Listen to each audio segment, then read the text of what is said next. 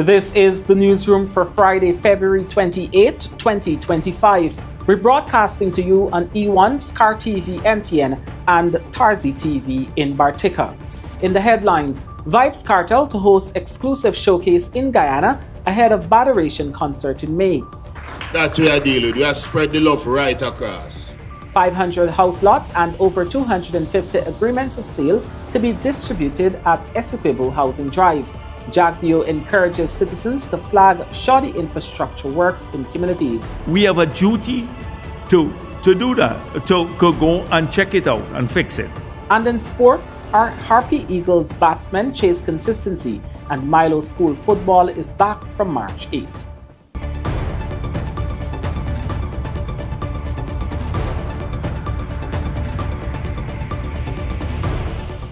With the news, I'm Kurt Campbell. We're glad you can join us. First up, in an unforgettable event at State House on Friday, Guyanese artists had the unique opportunity to engage with Jamaican dancehall icon Vybz Kartel.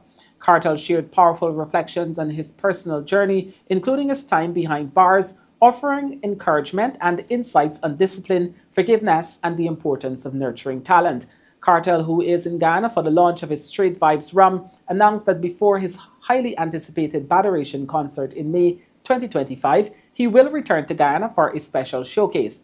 During this event, he will select 2 local artists, 1 male and 1 female, to collaborate with him on future projects. President Dr. Irfan Ali expressed full government support for the initiative, pledging to back it 100%. Instead of asking a question, I like to ask a favor, very big favor, is to do a collaboration with you. No, serious. Right? I have a very, very nice song already written out. Really and truly. Well, I have to make an announcement now. So, me and the president have a reasoning earlier, and we're going to do a showcase. So, Vybz Kartel will be coming back to Guyana before the show, and we'll do a showcase with us, the artists here, right? Yes. And 2 things are going to come out of that, 2 collaboration. One with me and a man, one with me and a woman. Hear that, hear that. So, yes. So, that's what I deal with. We have spread the love right across. Not just Jamaica, not just Miami, no. We're here in Georgetown and we're doing it big. Yeah. So listen, guys, you have to get to work now, get serious, because we'll have the audition here. You'll have your opportunity of a lifetime to share the stage with Vybz, with all international spotlight on you. But you have to get serious, sharpen up. You're not competing against each other, but you're competing for this space on stage with Vybz. So this is my brother Calvin Burnett. Yes. My brother is singing. Yes. I want you to stand up with me. I want you to join me for a minute in front of the president. Yes. Don't frighten Calvin. Me and you come along. We can't frighten me spirit. Yes. Now me and Calvin, we travel all over. Yes. But we had a little issue. Yeah. And you know what I mean? I studied to take it. But today, when you stay down in this room and the president give you the honor to see you, no more problem with me and Calvin after today. Today, Calvin, me and you problem done. Because coming from you, no, me want to give me them little respect. Give me hard respect. Let me hear the respect. Respect, enough love. Yes, man. If you can go through hellfire Yes. and come out successful in glory, Yes. then we can do the same. Yes. And as you say, put all your enemies behind. Of course. Move forward with your vision. Yes. Put on your thinking cap. Yes. Run with it 100%. And trust me, Yes. after today, Yes. they're not just get hit songs coming. Yes. And Calvin, me and you, we still have a sing again. Yes. So, Mr. President, thanks for making this happen. Thanks for bringing back my brother to me. And me to my brother, Vybz Kartel. Yes. For your love and gratitude. We tell you now that approximately 500 persons will be allocated house lots and more than 250 agreements of sale will be distributed on Friday and Saturday as the Ministry of Housing and Water holds a Dream Realize event in Essequibo. Scores of persons, many dressed in their work attire and others accompanied by children, showed up to receive their house lots, sign for their agreements of sale, or simply make a query at the Ministry of Housing and Water Housing Drive that got underway in Region 2 on Friday. With documents well arranged in their hands, they waited anxiously for their turn to achieve home ownership. That is the scene here at the Ministry of Housing and Water's Dream Realized Housing Drive in Region 2. The event will conclude on Saturday. During the two-day period, 500 house lots will be allocated in plantation under naming Region 2, and more than 250 persons will be signing to receive their agreements of sale. The initiative aligns with the ministry's aim of ensuring that every citizen have access to affordable housing. In his address to those gathered, Minister of Housing and Water Colin Crowell said the housing program has always been a priority for the government. In the 4.5 years since we're back in government, close to $250 billion have been invested in the housing program or the housing sector in 4.5 years. So when you quarrel and you say you don't get your allocation yet, you must understand how we are doing this. In our budget, we've put there that this year we will deliver on minimum 25,000 house lots in the year of 2025, which means that we'll be going over our manifesto commitment by at least 14 to 15,000 more allottees. And moving forward after this exercise, all the allottees that we will be allocating in this year, it doesn't matter which region we will be doing it.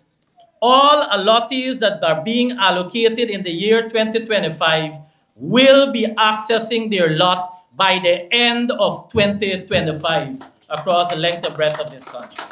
So we have 5 areas that we intend to regularize in this year. These include Lima Sands. Yes, Lima Sands. I'm sure if I ask you to put up your hand, there's somebody here from Lima Sands. Paradise, Jim, Mariah's Lodge, and Walton Hall. We're talking about possible 95 persons who will be regularized during this year. I therefore want to say to you, continue to be patient with us because we intend to bring all of the challenges that we have lagging in Region 2, and there will be many. We intend to resolve them. The Housing Drive is the 54th of such to be hosted since 2020. Through this housing program, we are able to deliver house lots at extremely subsidized prices.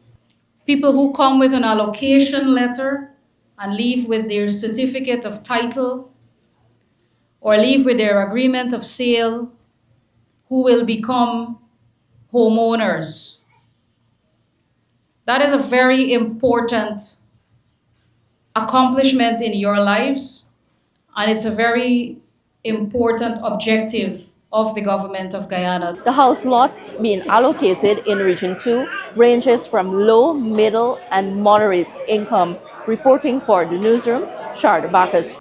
A fire has left 3 individuals homeless after it destroyed their 1-bedroom flat in New Amsterdam, Berbice on Thursday afternoon. Deborah Timmers, 33, confirmed that she, her son, and her partner lived there, but she was away visiting her mother when the fire broke out. The New Amsterdam fire station responded promptly, but the entire home was reduced to ashes. Timmers had recently experienced domestic violence issues with her partner and had taken legal action against him before the fire. The fire was reportedly caused by a kerosene stove left unattended. You caused the problem, my brother don't then move because every time he ill-treat him, my brother does pick up for me, and that's why he's here. The problem is mommy just tell my brother to go away.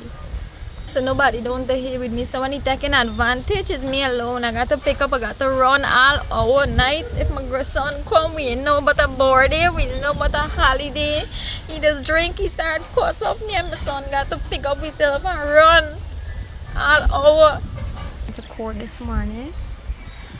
Coming from court, the boy and me who we live together, he's always molesting me and tormenting me, and every time he getting off, and we went to the court, he forced us to talk a lie, bribe my brother, he keep threatening me for like get off. Why is he get off now? When we they coming, it hurt me because every time he doing stuff and he getting off, and it keep hurting me all the time. And when I come home, I tell him he pack his stuff and he leave. And within the argument, I said that I was going at the station. When I reach, and I walking going out on the road, and I reach till Sunday. Somebody said that how this if it's not me place smoking. So I said no, I left the buy home. So that I would buy the home. And I continue proceed do what I do. From the station I left and go tell her by my mother. When I come back from mommy and I walking coming in, the rest of the bike call me and tell me that how come like a drop. And when I walk and I read down there, see the whole place flat. Everything, nothing more, everything finished more flat. Well, I didn't have much, but it was a gas stove, a freezer, it had a chair set, it had a bed, it had a set glass table, and other stuff. I only 2 days or 3 days ago I restocked my freezer.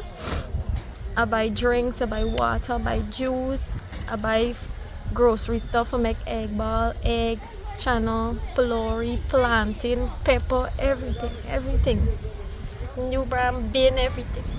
And new brand pressure pot, everything for now start back. Because the shop wasn't doing well. So I'm gonna make a move from here and go on the road. Probably I'm gonna get better soon. Vice President Dr. Jagdeo urged Guyanese to flag poor quality infrastructural works in their communities so that the government can take the necessary steps to rectify these instances. With over 40,000 contracts being implemented nationwide, Dr. Jagdeo reasoned that the government cannot oversee the day-to-day operations of each project personally, and that this is where the citizens' observations are important. He spoke at the party press conference on Thursday. We're encouraging the citizens. If you see public infrastructure being done in your communities and you see it being done in a shoddy manner, speak up. Post a picture online. We don't take it as a criticism of the government if you expose shoddy work being done. We have a duty to do that, to go and check it out and fix it, because we can't be everywhere and see everything the same time. So for those who want to live in the dark, we in the opposition, we're not going to be falling prey to that. More news ahead. Stay with us.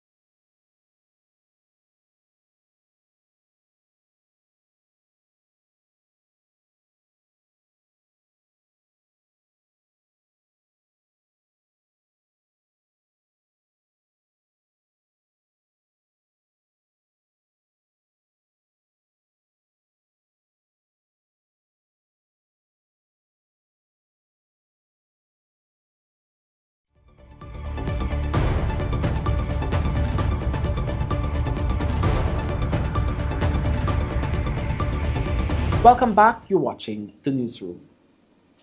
President Dr. Irfan Ali emphasized that Ramadan is a time of blessing, mercy, and forgiveness, and a timely reminder of the importance of love, humanity, and peace. He referenced teachings from the Holy Quran to illustrate the principles of righteousness and justice.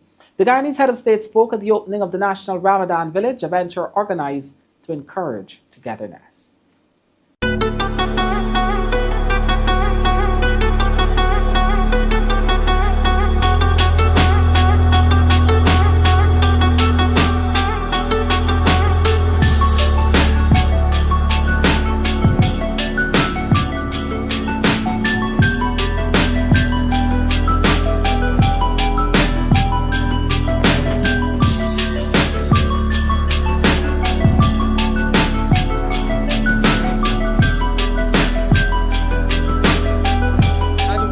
As a people and as a nation as different as we are placed here for a specific purpose.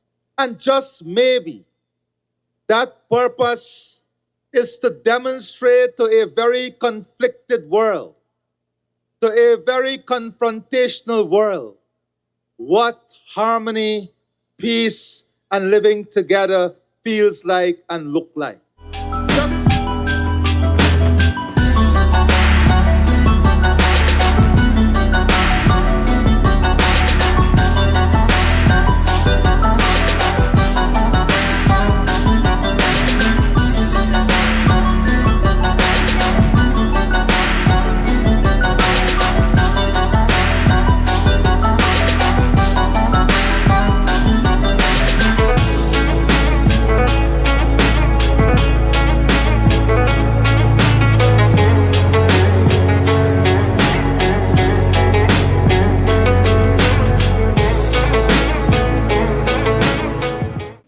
As the demand for house lots continued to rise, the minister within the Ministry of Housing and Water, Susan Rodriguez, said that pending allocations are currently being comprehensively addressed.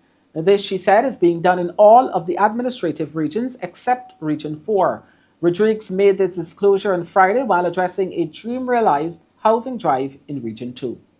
We haven't limited ourselves. We haven't limited our potential at the Ministry of Housing and Water on what we can do and what we plan to do.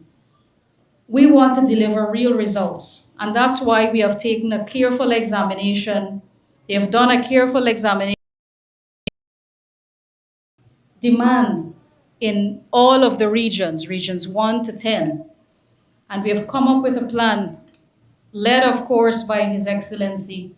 We've come up with a plan to address all of the backlog in 9 of the 10 administrative regions. So the aim this year is to address up to current, to deal comprehensively with the backlog of all the regions except Region 4, which I'll speak about in a minute, but all of the regions 1, 2, 3, 5, 6, 7, 8, 9, 10, to address all of the backlog in those regions. In Region 4, as I mentioned, we plan to reduce significantly the backlog there, but you know it's our most populated region, and therefore the highest demand for housing is in Region 4. But we plan to reduce the backlog significantly there, and you will see a number of Dream Realize events this year in Region 4 to reduce the backlog there and maybe move the allocations, the applications from beyond 2019 and come to a more current year, maybe 2020, 2021. The General Secretary of the People's Progressive Party Civic, PPPC, Dr. Jagdeo, said better paying, investment opportunities for citizens, and further cushioning the rising cost of living will be part of the party's development plan for the country if re-elected to government. Dr. Jagdeo, who's Guyana's vice president, shared some details from the party's manifesto at his weekly press conference on Thursday. He said the manifesto will be shared shortly, but ahead of that document being made public, he vowed that the PPPC will continue the work it has been pursuing since in government from 2020. We want to create more investment vehicles that will give guarantee returns. I started speaking about it last week when we were talking about Suriname, but some investment vehicles of that type where you get a guaranteed return from the government.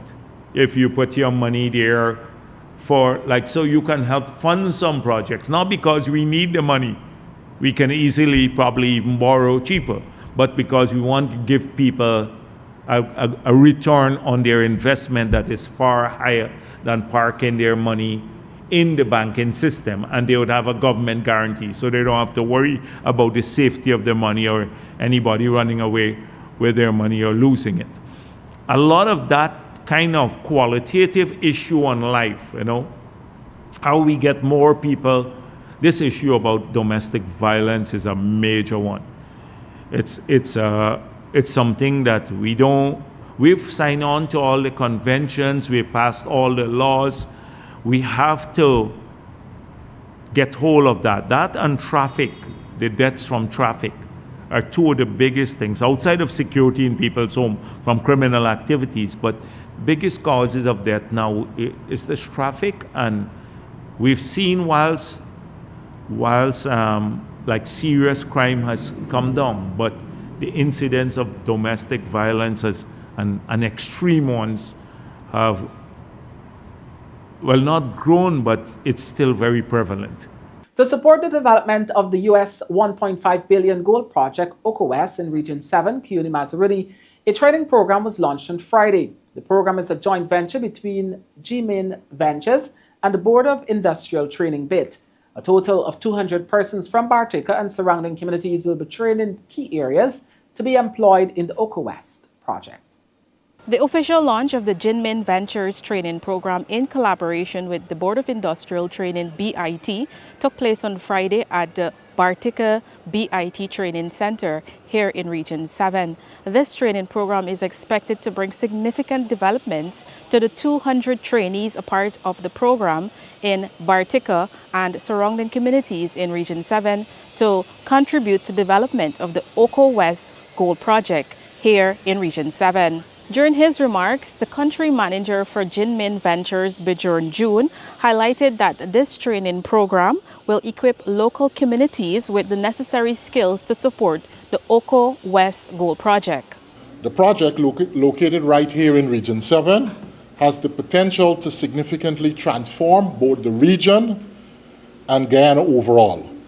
With an estimated production of 4.5 million ounces, the Oko West project represents not just a major investment in mining, but also a long-term commitment to sustainability, economic growth, and community empowerment. The program is about building skills, creating opportunities, and empowering people. Over 200 trainees from Bartica, Itabali, Batavia, Carao, Cartabu will be equipped with the knowledge and technical expertise to excel in disciplines such as welding and fabrication, heavy-duty mechanics, electrical installation, heavy-duty equipment operation, hospitality, and commercial food preparation. This training program will ensure that these individuals are fully equipped and prepared for employment in the sector. The CEO of BIT, Richard Mon, during brief remarks said that the training program will begin in 2 weeks' time. One of the key takeaways from this activity is that individuals who are trained will be offered employment immediately after training. Meanwhile, the Minister of Labour, Joseph Hamilton, delivered the feature remarks at the official launch of the program here in Bartica and stressed the importance of delivering quality training for the development of both individual and community. Bartica, you have a good opportunity. Couldn't want a better partner and friend than G Mining. You have a good opportunity. You stakeholders that are here and trainers to retool education delivery in this place. The Labour Minister also urged trainers to remain committed to the success of their trainees, ensuring that the program has a lasting impact. When the newsroom returns, the financial, weather, and bridge reports, along with sport news. Stay with us.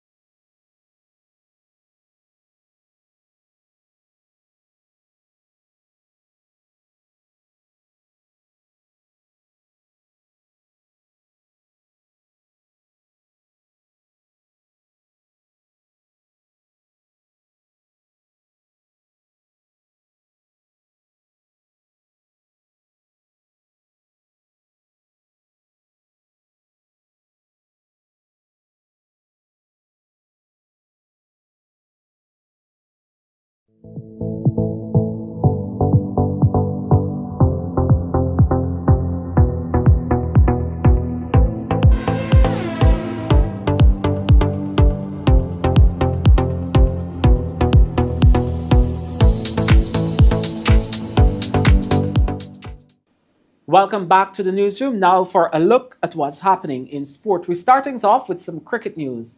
Guyana Harpy Eagles captain Tevin Imlach has called for greater consistency from his top order batsmen despite the team's position in the West Indies 4-day championship table. While some batsmen have shown glimpses of form and recorded significant scores, Imlach has highlighted a lack of consistency during their first 3 matches.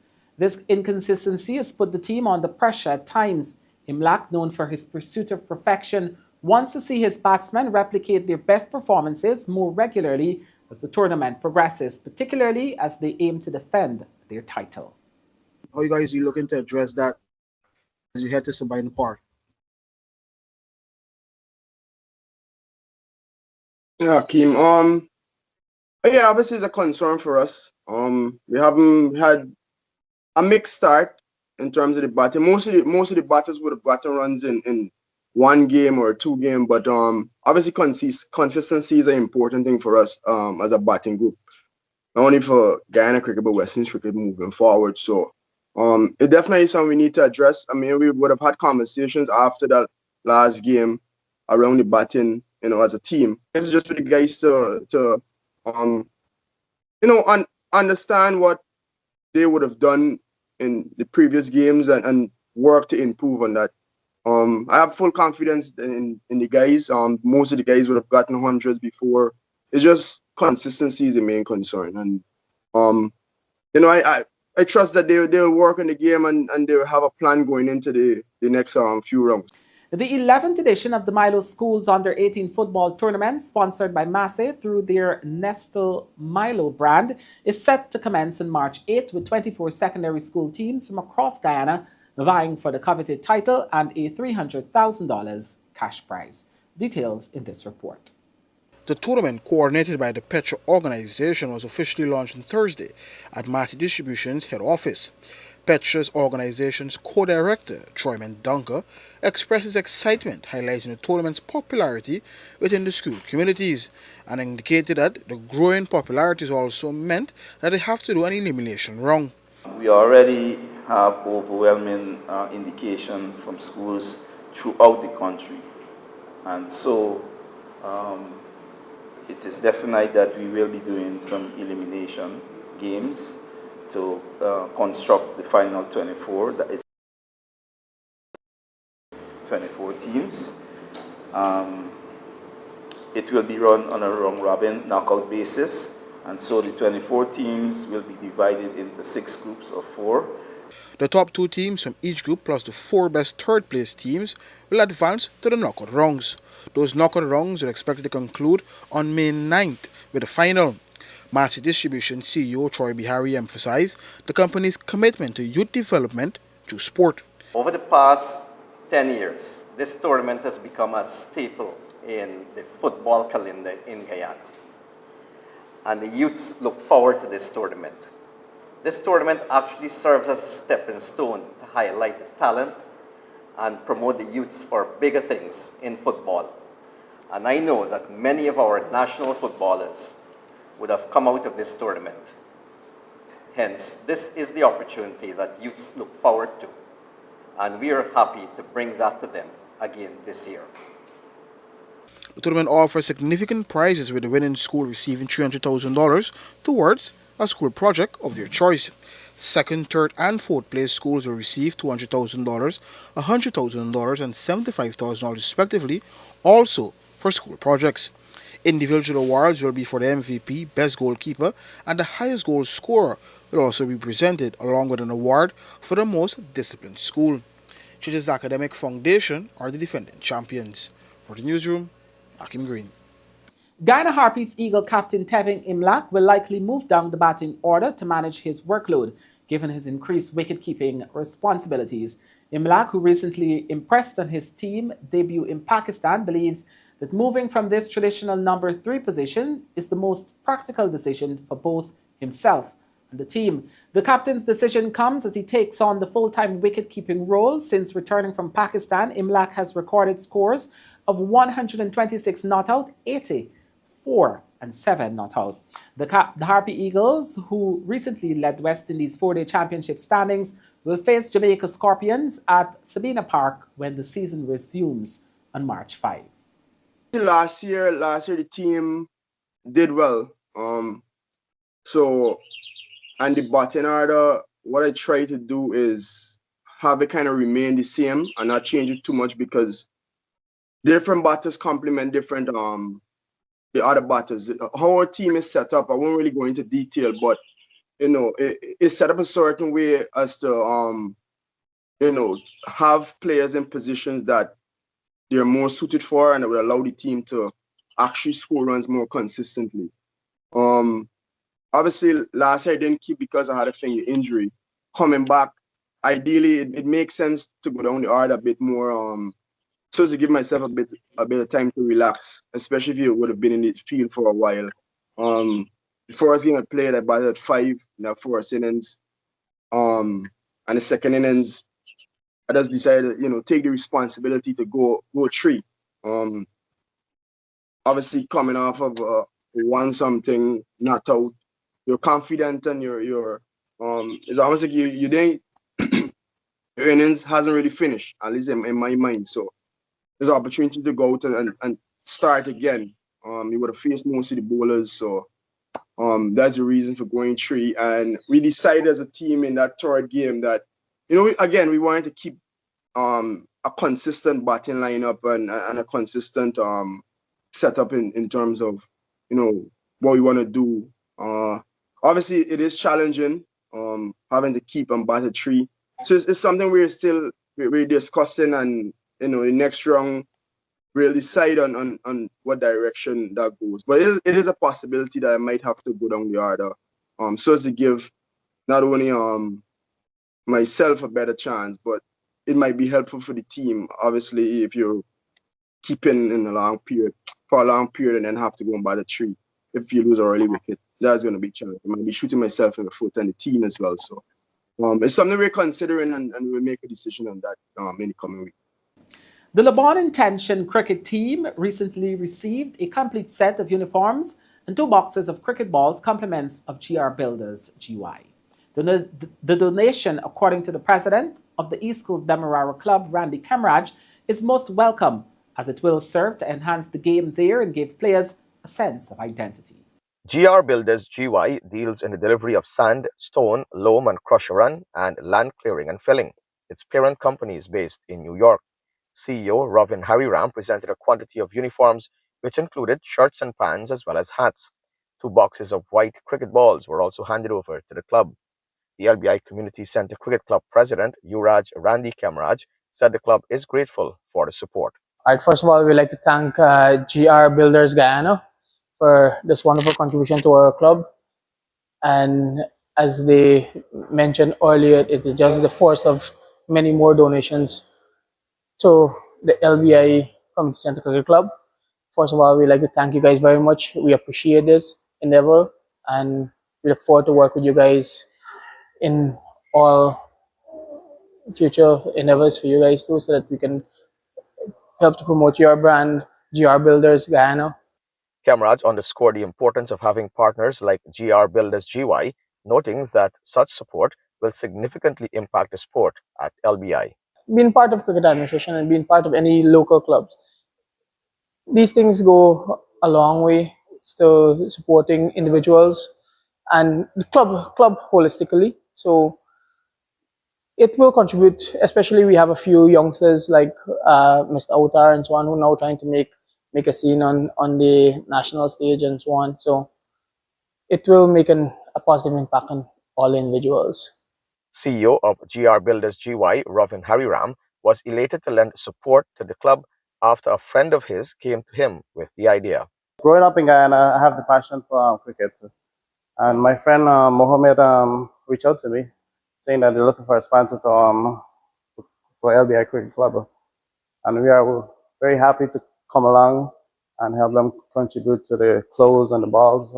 The young businessman had some words of advice to young cricketers at the club and those across the country who wish to pursue a career in the sport. Follow your dream. Dream is a passion. I'm a passion. Whatever you believe, go for it. Reporting for Newsroom, I'm Avinash Ramzan. Australia has qualified for the Champions Trophy semi-finals after their match against Afghanistan was abandoned due to heavy rain in Lahore. Afghanistan posted 273 with Atal scoring 85 and Omarzai 67. Australia started their chase strongly, with Travis Head making 59 off 40 balls before the match was abandoned. The result gave Australia 4 points, scoring their place in the semi-finals. Their final group position depends on the outcome of the England versus South Africa match on Saturday from 5 hours. England has already been eliminated, but a heavy defeat for South Africa could see Afghanistan sneak into the semi-finals. And with that, we've come to the end of this newscast. On behalf of the news and technical teams, I'm Kurt Campbell saying thank you.